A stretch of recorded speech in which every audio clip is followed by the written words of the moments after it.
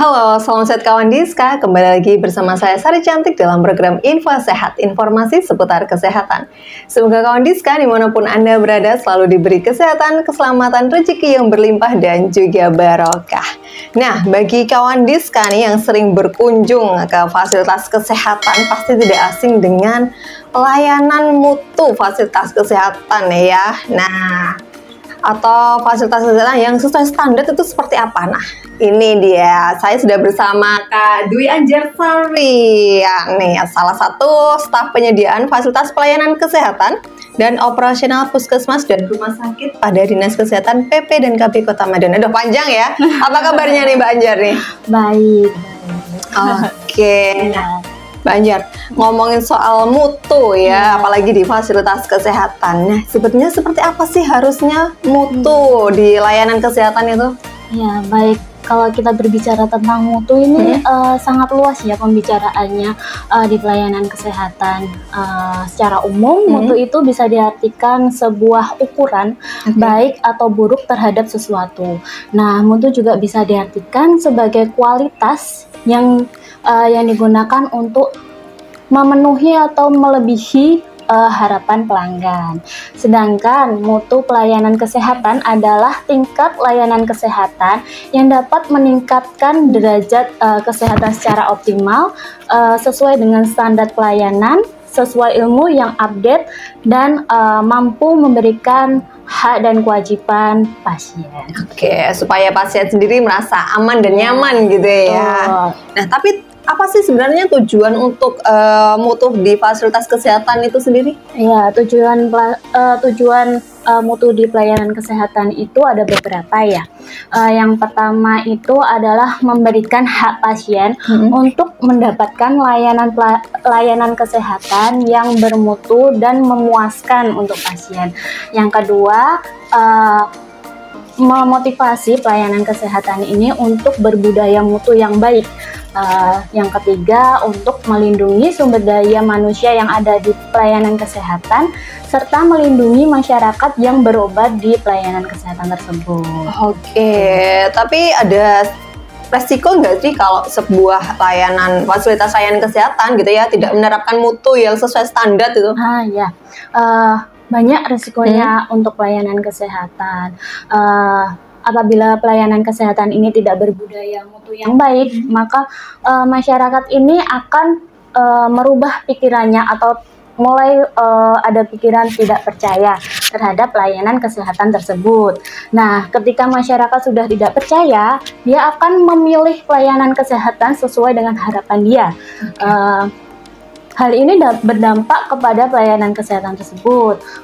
Ketika pasiennya sudah memilih yang baik-baik nih, pelayanan kesehatan itu menurunkan motivasinya untuk melakukan mutu yang lebih baik, sehingga akan mengurangi atau merugikan finansial di pelayanan kesehatan tersebut. Seperti itu. Oke, jadi kalau layanan mutunya di fasilitas kesehatan tidak baik, itu akan merugikan dirinya sendiri gitu ya. Betul karena sekali. Mungkin pengunjung, nah ini kan tidak puas dengan layanan itu, pindah ke lain hati gitu ya. Seperti itu. Makanya mutu ini harus dijaga Mbak di pelayanan kesehatan. Oke, tapi kalau untuk menjaga mutu di fasilitas layanan kesehatan sendiri, ini berarti ada penilaian gitu ya? Atau dia menilai dirinya sendiri atau ada yang menilai secara khusus gitu? Jadi di kesehatan ini mutu sangat dijaga ya Mbak ya, diperbarui terus, kemudian dimonitoring, dievaluasi, bahkan Kementerian Kesehatan ini secara khusus membuat suatu aplikasi. Nah, aplikasinya ini untuk mengukur mutu yang ada di pelayanan kesehatan daerah sesuai dengan peraturan Permenkes nomor 30 tahun 2002 tentang indikator nasional mutu. Seperti itu. Oke. Tapi apakah semua fasilitas kesehatan itu dinilai mutunya atau hanya fasilitas kesehatan tertentu seperti mungkin puskesmas dari rumah sakit aja atau bagaimana nih? Baik. Untuk pengisian INM atau laporan mutunya pelayanan kesehatan ini semua dari rumah sakit, puskesmas, klinik, bahkan klinik kecantikan ini juga wajib untuk mengirimkan mutu mereka. Kemudian unit transfusi darah, laboratorium, kemudian praktek dokter mandiri juga wajib seperti itu. Jadi semua layanan kesehatan itu harus mengirimkan mutu. Kalau di puskesmas biasanya itu ada di manajemen mutu ya Mbak. Di situ di dalamnya ada banyak seperti manajemen resiko, kemudian ada tim keselamatan pasien, kemudian pencegahan pengendalian infeksi, kemudian tim manajemen fasilitas dan keselamatan, kemudian tim kesehatan keselamatan kerja, dan tim audit internal. Seperti itu. Berarti semua fasilitas kesehatan ini harus punya tim-tim ini ya? Garis besarnya seperti itu. Untuk menjamin mutu yang ada di fasilitas kesehatannya. Nah, tadi disampaikan nih ada penilaian. Apakah ada standarnya nih untuk penilaian ini semuanya sama rata? Misalnya indikatornya puskesmas atau rumah sakit sama dengan klinik ya, gimana nih? Ya, kalau pelayanan kesehatan itu sesuai dengan layanan kesehatan ya Mbak ya. Kalau di rumah sakit jelas mereka ada rawat inap dan lain-lain, itu memiliki indikator yang lebih banyak, ada 13 indikator. Kemudian di puskesmas ini ada 6 indikator, di klinik ada 4 indikator. Kemudian di UTD ada 7 indikator dan lain-lain. Berarti beda-beda ya indikatornya ya. Nah, mungkin bisa disampaikan sedikit ya tentang biar kita mengetahui nih indikator yang dimaksud itu indikator yang seperti apa ya. Mungkin contohnya bisa puskesmas gitu, indikatornya yang dinilai itu yang seperti apa sih? Apakah yang perawatnya gala-gala atau bidannya gala-gala? Jadi gini, kalau di puskesmas itu di aplikasinya tersebut ada 6 indikator Mbak. Yang pertama itu adalah kepatuhan petugas dalam cuci tangan. Nah, cuci tangan ini memang sangat-sangat penting ya Mbak ya. Kemarin juga di podcast sebelumnya juga membahas tentang PHBS nih.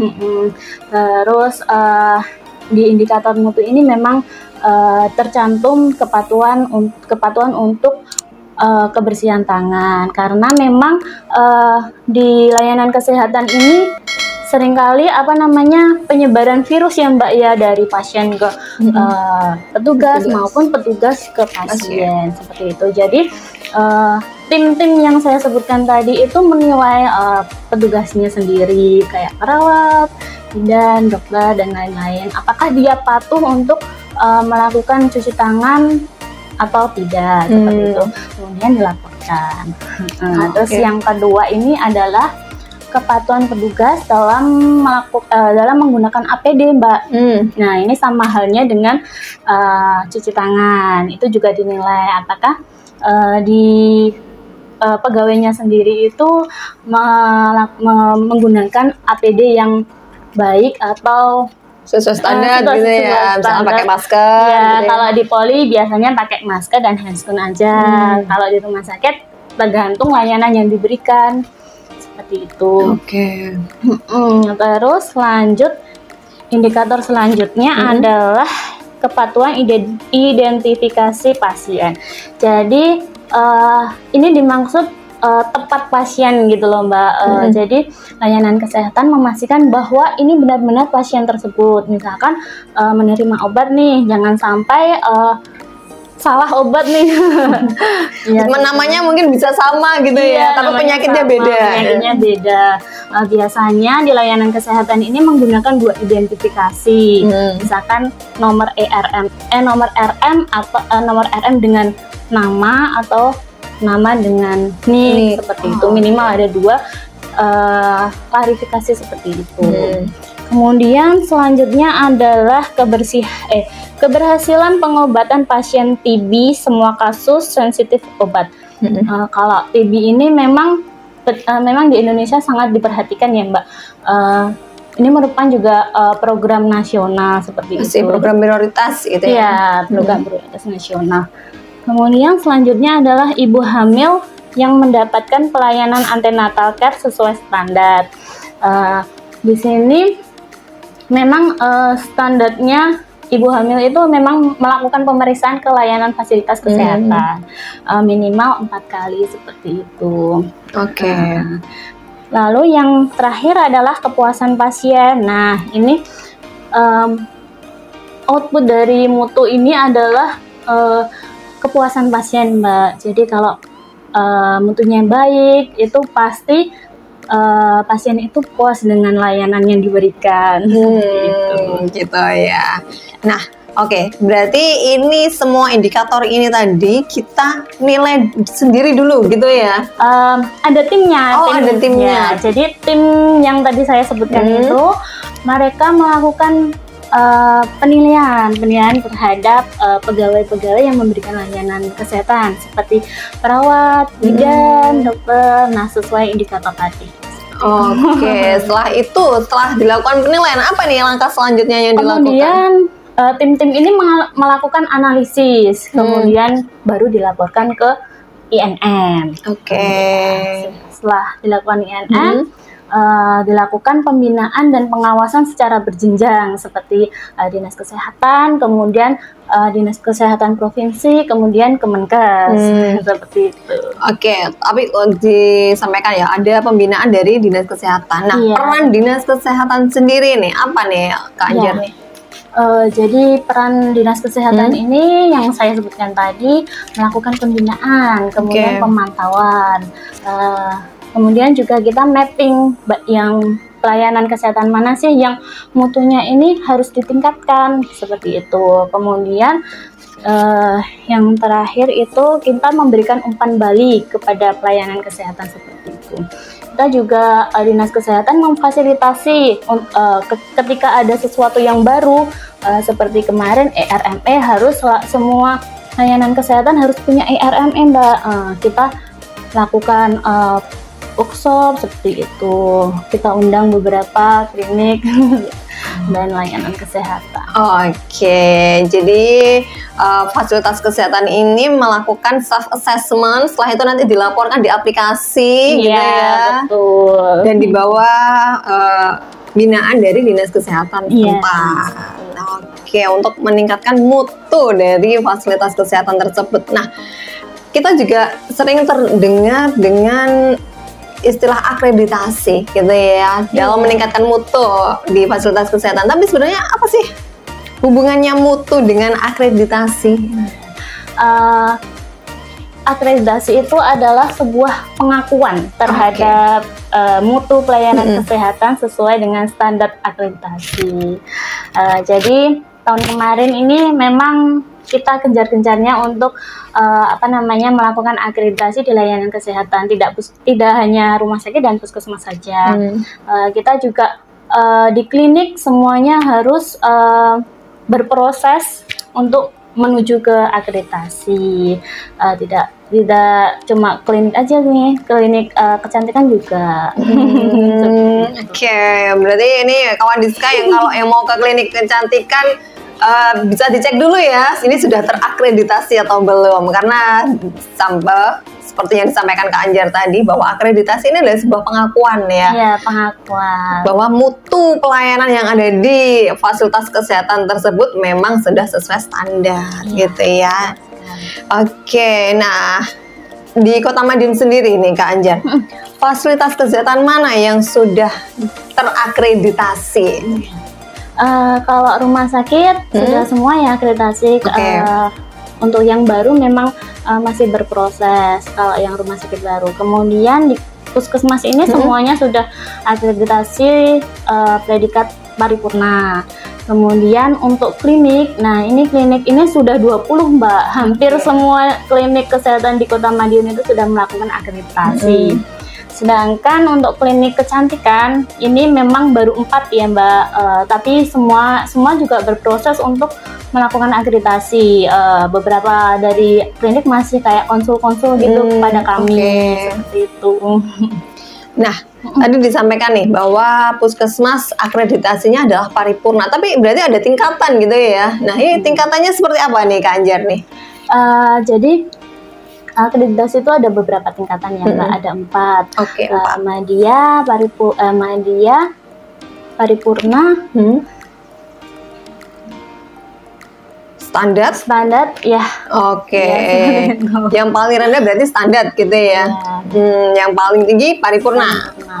Oke, jadi 6 puskesmas yang ada di Kota Madiun sudah paripurna. Berarti ini mutunya sudah dijamin gitu ya. Ya, insya Allah pasti dijamin. Karena memang Kota Madiun ini sangat perhatian juga dengan gitu. Pada layanan masyarakatnya gitu ya. Nah, setelah dinyatakan mutunya itu sesuai standar gitu ya, atau sudah melakukan akreditasi. Nah, apa nih yang dilakukan oleh fasilitas kesehatan tersebut? Apakah sudah stuck di situ aja gitu, atau memang ada peningkatan lagi supaya paripurna di atasnya paripurna? Iya. Kalau klinik, puskesmas dan lain-lain itu setelah akreditasi tidak stuck di situ aja, Mbak. Jadi setelah survei itu mereka akan mendapatkan rekomendasi dari surveyor, seperti kayak misalkan ada yang perlu diperbaiki ya, ada perlu yang ditingkatkan.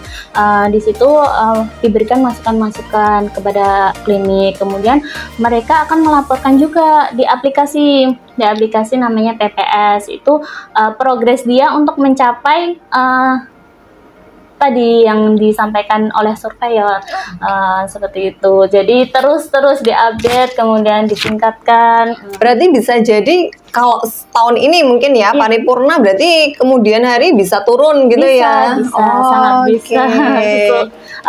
Sesuai dengan ini pelayanan kesehatan, apakah dia udah gitu. Ada yang sudah puas dengan ini aja. Ternyata waktu dinilai.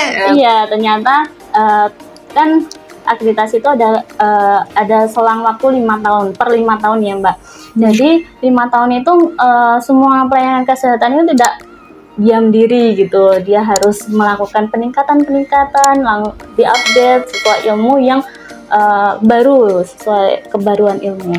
Oke. Nah, tadi disampaikan juga nih Kak bahwa ada surveyor. Nah, surveyor ini berasal dari dinas kesehatan di masing-masing kota atau dari pusat langsung nih yang turun ke lapangan nih? Iya, seperti itu. Di akreditasi itu yang pertama itu melakukan pendaftaran nih ke Kemenkes. Kemudian setelah deal-dealan tanggal dan lain-lain, itu nanti akan ada lembaga yang akan mensurvei layanan kesehatan tersebut. Jadi tidak internal dinas kota yang melakukan, jadi ada lembaganya sesuai dengan arahan dari Kemenkes. Oke, berarti ini ada pihak ketiga yang netral gitu ya. Netral. Jadi kita nggak memihak ya, ini dibagus-bagusin itu enggak ya. Oke, berarti ada yang lembaga terpercaya yang dari Kementerian Kesehatan yang akan menilai di fasilitas kesehatan tersebut. Nah, tadi disampaikan juga bahwa ini jaraknya 5 tahun gitu ya, baik puskesmas, klinik, rumah sakit, apakah sama 5 tahun semua? Beda-beda sih, Mbak. Kalau di puskesmas, klinik itu memang 5 tahun. Kalau di rumah sakit itu 4 tahun. Oh gitu, jadi nanti 5 tahun, kemudian per 5 tahun dilakukan penilaian akreditasi gitu ya. Oke, untuk meningkatkan mutu layanan. Nah, dalam akreditasi sendiri nih Mbak, pegawainya ikut dinilai nggak sih? Ini yang galak-galak, ini disuruh pulang dulu gitu nggak? Iya, baik, di akreditasi itu juga ada nih Mbak pengaduan. Ada yang membahas tentang pengaduan. Jadi di akreditasi itu ada elemen penilaian. Salah satunya itu adalah pengaduan pasien, seperti dengan kita surveyor akan mengecek tuh. Kemudian melakukan klarifikasi kepada puskesmas. Nah, apakah keluhan ini teratasi atau tidak, seperti itu. Oke. Jadi ini buat kawan Diska yang mau berobat ke fasilitas kesehatan nggak perlu takut gitu ya. Sekarang udah nggak ada ya petugas yang galak-galak, nggak ada ya. Iya. Karena nanti akan diakreditasi ya, masuk dalam keluhan gitu ya. Tapi ngomongin soal keluhan nih. Di fasilitas kesehatan tuh yang paling dikeluhkan atau sering dikeluhkan apa sih? Mbak Anja? Sepertinya kalau dikeluhkan itu antrian ya. Oh, antrian. Kalau di puskesmas itu memang antrian, pasien banyak mengeluh lama gitu. Oke, karena yang di dalam curhat dulu ya, curhat sama penyakitnya, sama Bu Dokter, Pak Dokternya. Memang seperti itu di mana aja. Memang kayak di rumah saya juga antriannya memang lama. Biasanya normalnya itu memang kurang dari 2 jam ya kalau nggak salah. Jadi BPJS ini juga melakukan peningkatan mutu terkait antrian ini. Jadi ada mobile JKN Mbak, jadi daftar dulu di mobile JKN. Ketika mau mendekati nomor antrian itu boleh langsung ke sana. Jadi nggak perlu menunggu dari nomor 1 dipanggil. Misalkan gitu. Misalkan saya berobat nih, dapat nomor 70, terus saya daftarnya di mobile JKN. Terus kemudian saya nggak perlu menunggu lama di sana karena memang juga penyebaran virus juga bisa ya untuk di antrian. Ketika udah nomor 40 itu saya OTW. Kita juga harus estimasi berapa sih OTW dari rumah saya ke fasilitas kesehatan, jangan sampai kelewat juga. Kalau kelewat juga nanti menghambat juga yang lainnya, seperti itu. Oke, jadi itu ya salah satu antisipasinya bisa mendaftar. Kalau yang BPJS melalui mobil JKN, kemudian di Rumah Sakit Kota Madiun sendiri juga ada antrian yang elektronik gitu ya kan. Nah, nanti bisa antri online dulu. Nah, ini perkiraan dapat nomor berapa? Nah, mungkin 5 atau 10 kalau mau dipanggil baru datang gitu ya, supaya tidak lama-lama. Ini sesuai estimasi OTW-nya itu Mbak. Oke, itu tadi. Tapi kalau di Kota Madiun sendiri nih Kak Anjar, dari sekian banyaknya fasilitas kesehatan yang ada ya, baik puskesmas, rumah sakit, klinik. Nah, apakah ada yang belum sesuai standar nih untuk mutu layanannya? Jadi seperti ini ya. Kalau klinik mau melakukan operasional di Madiun ya, itu harus melakukan izin dulu nih Mbak. Izin nanti masuk di bidangnya seksinya pusat kita.